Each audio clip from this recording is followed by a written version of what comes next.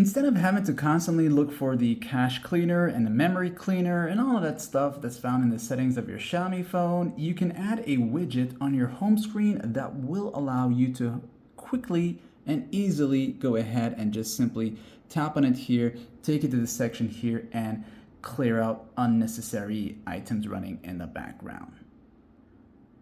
If you have the latest Android 14 or 15 at the time of this video here, long press a blank area on your home screen of your Xiaomi phone like this here. You'll see the widgets option show up right there.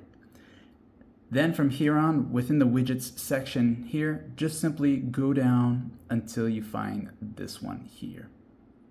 So keep going down. If you wanted that exact one that you saw just a while ago, it would be this one here, the security cleaner. So just simply tap on add.